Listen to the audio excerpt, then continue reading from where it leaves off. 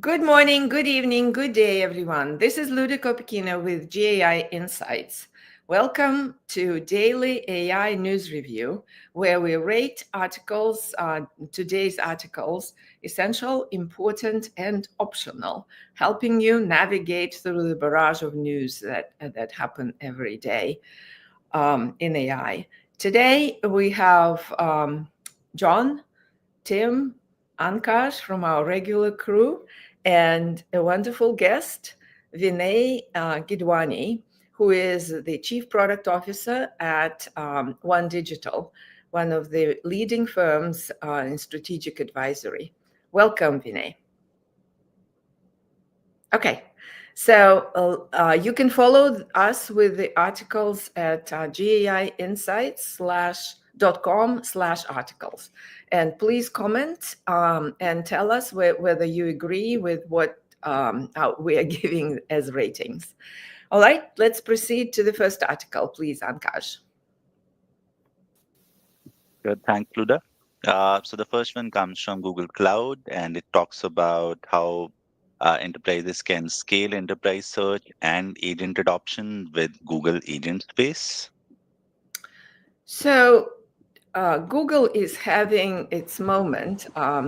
At the moment, there is Google Cloud Next 25 happening. And so they have a slew of announcements, 17 actually of them.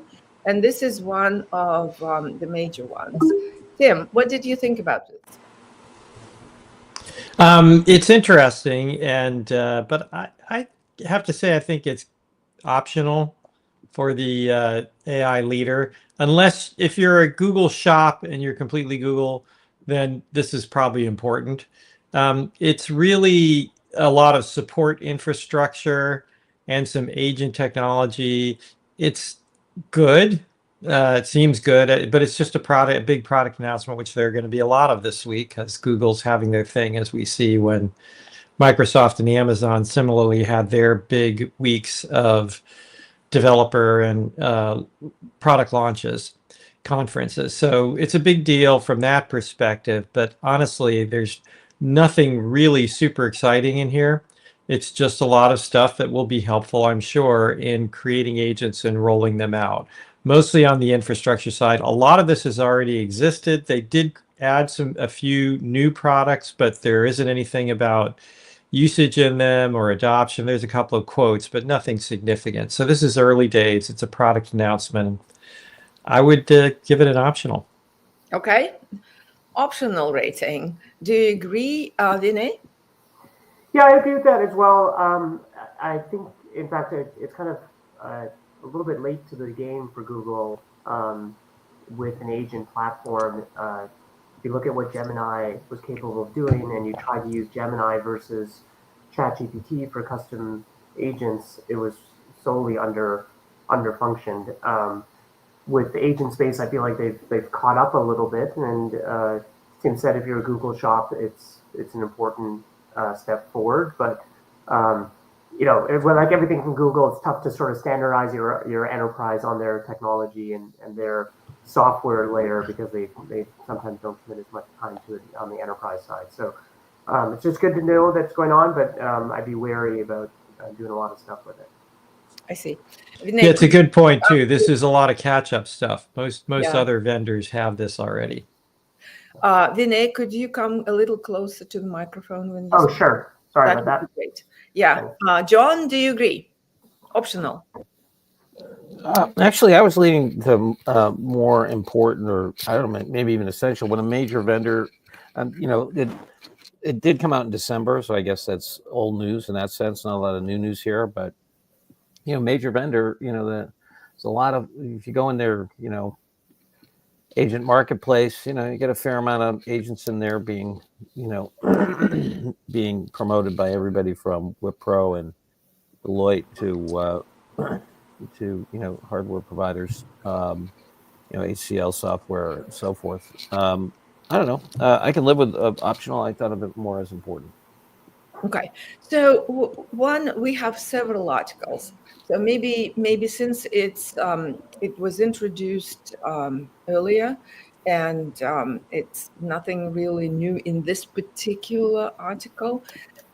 Maybe we rate it as optional, but out of the 17 articles, maybe we should put this up after this, the couple of articles we review, and mark one as essential or important, because there's quite a number of interesting news in the 17.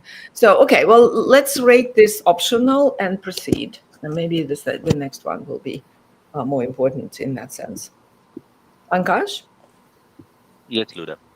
So the next one again from Google, and it talks about Ironwood, their first TPU for inference. Right. What did you think about this, Vinay? This is the hardware ploy from Google. This is going to turn into the Google show. So I think this is important to read. And in fact, to the earlier point, I think this is where Google shines at core infrastructure. This is the stuff they know how to do really, really well. I think for most of us who are sort of on the configuration and usage side of AI, this is an interesting read. It's not going to dramatically change what we do today. But if you're in the business of building software based upon AI and you're doing that in Google Cloud, this is going to be an important step forward, because this increases the capabilities of what you're able to do with GCP. I thought it was interesting just to see how there's so much progress to be done at different layers of the infrastructure stack when it comes to AI. We tend to look at model performance and benchmarking models, and Facebook came out with some new models a couple of days ago. But there's so many other layers of the stack that are seeing so much progress as well. And some of that progress can have a multitude of impact on AI capabilities. And I think that was just, for me, an important takeaway after reading this article. Again, if you're really into sort of chips and infrastructure, this is a very important read. If you're on the user side, it's nice to know, and it's nice to know that things are getting better and better at that layer. Yeah, the amount of power that this allows is incredible. It's more than a supercomputer when you pull them together. It's just amazing. So I actually thought it was important. But I'll come back to you, John, and Tim in a second. But Ankash, if you scroll down in this article, I think there is a little insert to the link with 17 articles that I mentioned. I think it's here. Huh? No? Yes, it's here. It's about before powering the age of inference with Ironwood. It's close to the beginning. Yeah. So if you click on that, maybe we could come to several. So it talks about the major introductions. This is one of them. The previous one we talked about is one of them. If you scroll down, there are like little icons on all of the announcements, or all of the upgrades that they've done.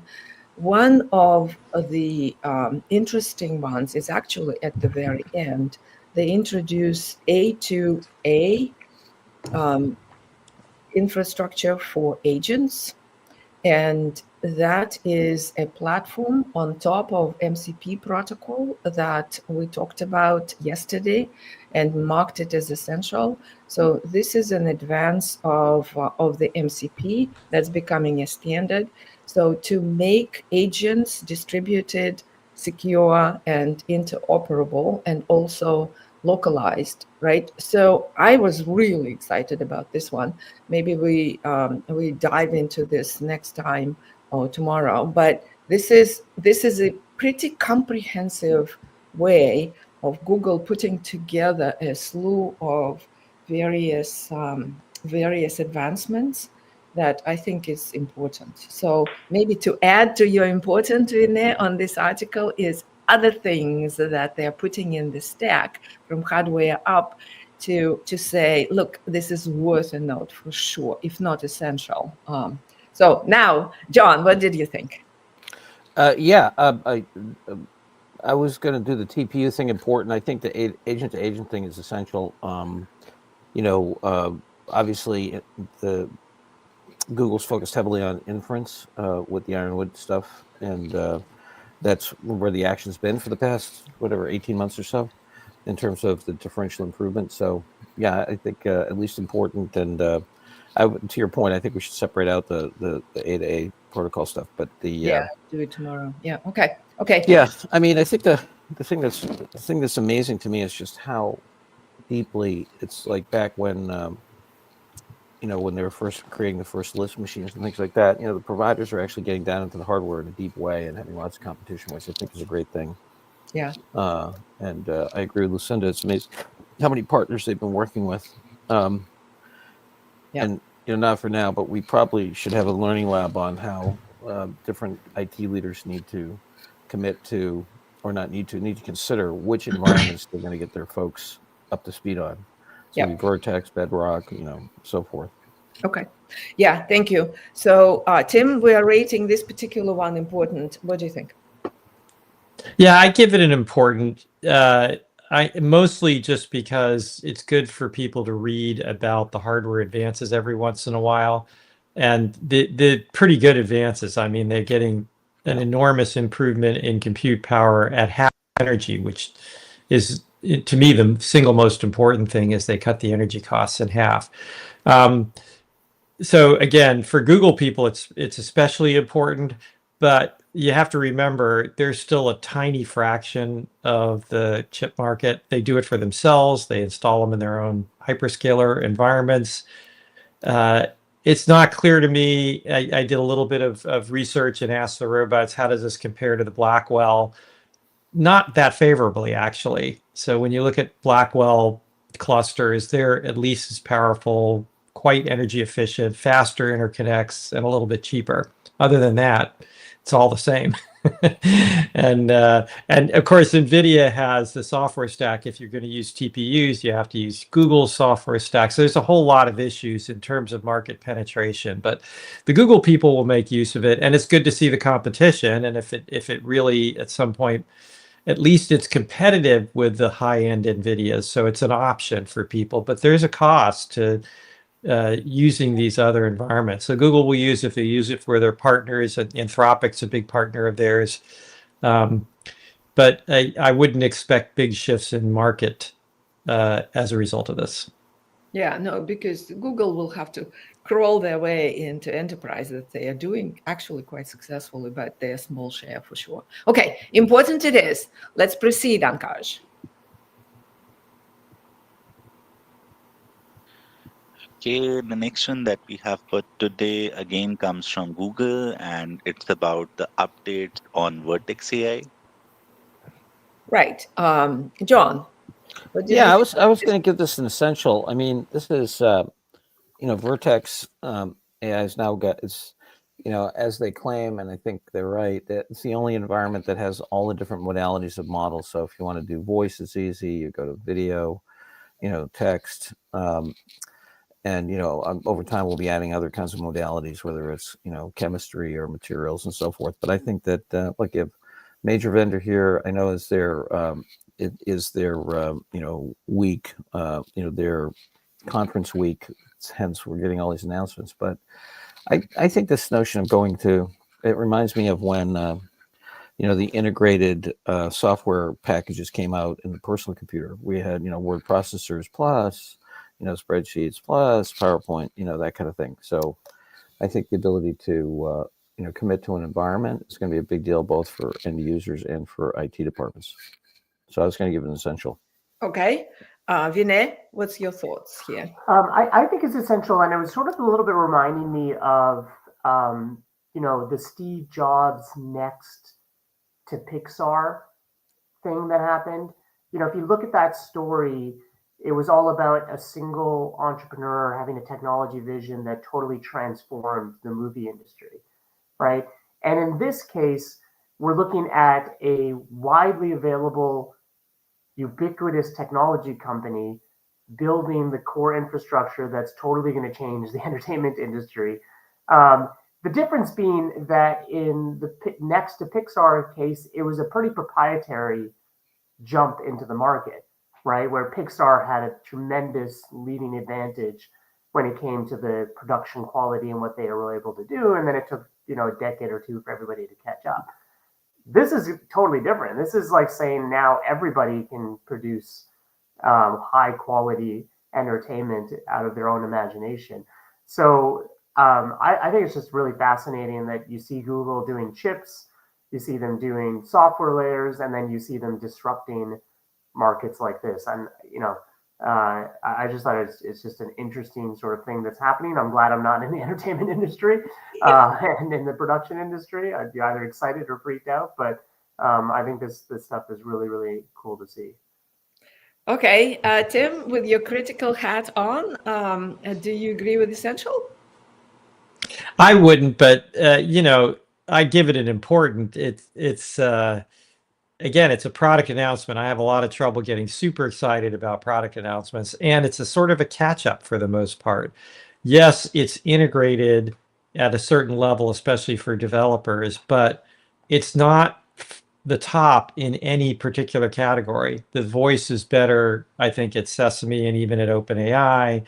Luna, Runway have better video. So they're catching up and they're all starting to be pretty close to each other in performance, and Google being such a large provider and having so much distribution, that's an advantage, especially if you're a Google shop.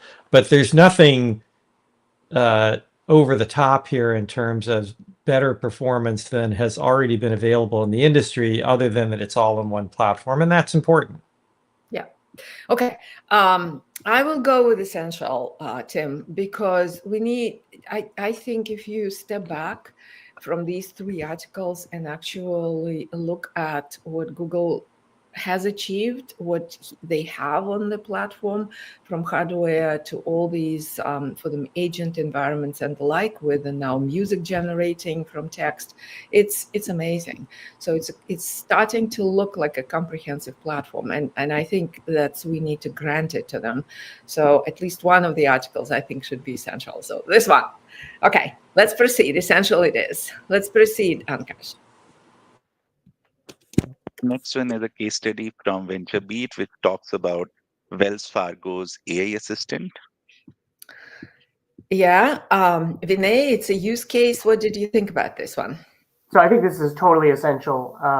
If you're on the usage side, if you're doing anything to do with AI and the customer service layer, this was a really, really fascinating read.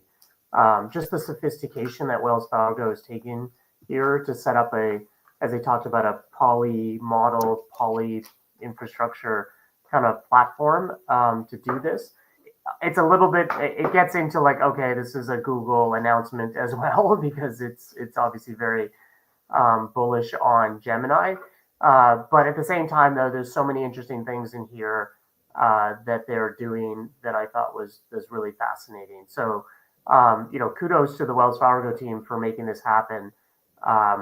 And I think at the end of the day, it's another reminder that some companies are very much leading in. I'd love to see the business case around this. This was very technical orientated, but I'd love to see how the CFO of Wells Fargo looks at this initiative, or even at least the CIO, and how they quantify the investment and what it's coming back to in the company in savings. But if you are a big enterprise and you've been somewhat sitting on the fence, this should convince you that you got to be doing something. Okay. Yeah. It's too bad they didn't really go into the detail of avoiding hallucinations. So people are very scary to unleash the bots on the conversational interface with customers. So Wells Fargo is doing that, but they have figured out how to reduce hallucinations quite dramatically, and the article specifically mentions that, but no detail. Yeah. John, what did you think?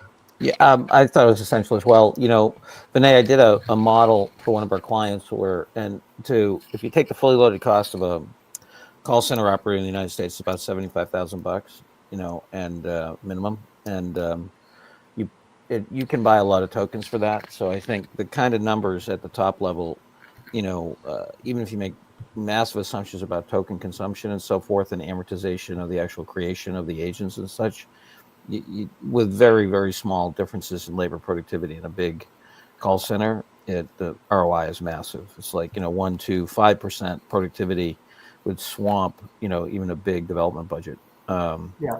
So it's, Yeah, I totally agree. I think that the thing that I would love to see you guys made, you've read all the articles, would love to see the same sort of level of company and depth of engagement and usage of AI in a non-call center scenario within the enterprise with this Sure. kind of progress. Like I think things get a little bit harder and more challenging in those cases, but I think that, you know, we're starting to see the pillars around customer service and, you know, some maybe back office operations brought down, but when you get into the middle of middle management and consulting and sales and marketing in those areas, I think sure.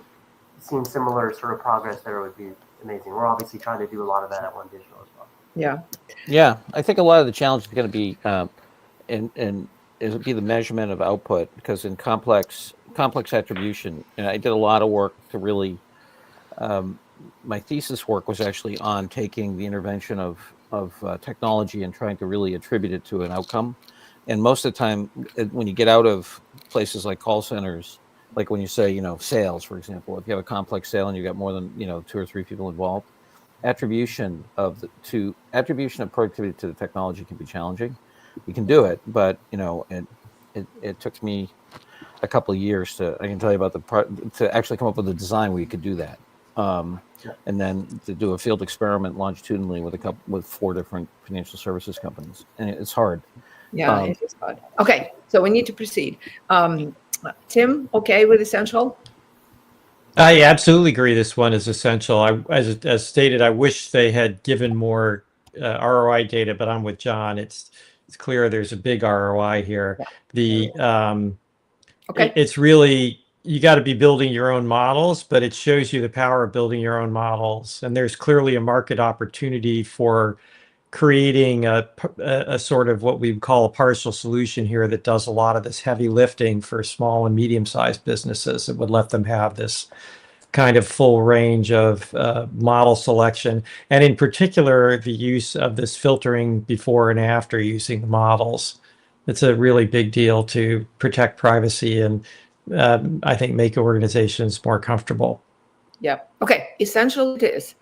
Let's proceed, Ankash. But before you do, Ashish mentioned that essential piece of the Google announcements is the A2A protocol. So let's review it tomorrow in more detail. Yeah, and for our listeners, I just put in the chat the article that does the productivity analysis I mentioned, which I published in Slow Management Review some time ago. Thanks, John. That's great. All right, tremendous. Let's proceed, Ankash. Sure, Luda. So the next one comes from Amazon, and they have launched Amazon Nova Sonic, which is a speech-to-speech model. Yeah, an announcement from Amazon and the slew of announcements from Google. Tim, what did you think? I thought this was pretty darn interesting. This was, again, I probably have to say important, maybe even optional, because it's very specific. I believe it's kind of more developer oriented. No, it's more of a product announcement. There wasn't a lot of you know, customer usage yet, but it was really pretty interesting what they've done here. And again, the quality really counts. They claim a lot of quality. It sounds okay when you listen to it, but you got to get it out there and get some real traction in the marketplace before you really know. But it was really pretty interesting what they could do in terms of assessing sentiment. If you're attaching this to a call center as an automated agent, just some really interesting stuff. So I was sort of leaning towards important. Again, I have the, a bias against product announcements, and this is yet another product announcement with no data on who's using it, how much, and what they're getting out of it. So that makes me a little skeptical yet, but I really liked what I saw here and some really, really interesting capabilities. So I could definitely give this an important. Okay. Vinay, what's your thoughts? Yeah, I agree. It was, it's definitely sort of fascinating. I sometimes think Amazon is very sort of under promotes what advances they make when it comes to AI. So it's good to see this being highlighted. I think, yeah, like I think it's absolutely important for people to see some of the things that Amazon's doing around their AI investments, including multimodal models like this. Yeah, I was really very impressed with the fluency of the conversation when the user interrupts the bot and the bot stops and listens and then re-engages like a human would. That was quite fascinating. I haven't seen the bots do that in other platforms. So, John, okay with important? Yeah, I think the 11 Labs one does a lot of that interruption and stuff like that. But yes, the other thing about Amazon is that Amazon, is going to be such a big way that small businesses, start to compete with larger businesses. Think of the quality of the call center. Your local hairdresser can do now. I mean, it's amazing. True. The interruption stuff just about everybody does now, but really? Okay, I may be not following. Yep, OpenAI does it, Sesame does it. Yep, they all do. And in fact, Google just announced that they do it as well. And 11 Labs is the leader in this. I mean, it's a gradation thing, right? It's how it's done with emotions and the like. So it's a combination of stuff. Yeah, okay. Let's mark it as important and proceed. Please, Ankash. The last one comes from Ellen Labs and talks about going beyond open data, increasing transparency and trust in language models with Olmo Trace. That was fascinating. Of course, you needed to know all the training data and have it available, but this is open source and it does a very good job tracing it back. What did you think about this, John? I was impressed. But yeah, I was on the border between important and essential. Explainability is such a critical part of this. I've been diving a little bit into different models of explainability, one of our customers, Seeker, has a fantastic platform that allows you to do traceability, of data and, basically weights of evidence against a given, insight and to see what's driving what. I didn't have enough time with it to really understand the nature of the algorithm how it was pulling out what text it was then highlighting. But, this whole notion of, what is driving explainability is just going to continue to be a massive thing. So I gave it at least important, maybe essential. In fact, it's open source, code's available today, the whole routine. Yeah, and it's such a critical area, right, that we haven't really cracked. So this will be very useful. So what did you think about this, Tim? Yeah, I was on the border myself between important and essential. It's a little geeky, but I think it's important for the reasons John said to a certain extent. This proves you can start to look at explainability. You can do this and you can keep it open so it's available to researchers and other people. You can do this. And the only reason they haven't done more is they're just a tiny little research organization. They just don't have as big of models and they don't have as much money. The algorithm is pretty straightforward. They just basically index all the training data, which is expensive. So that's why these people don't do it. It's not that they can't do it.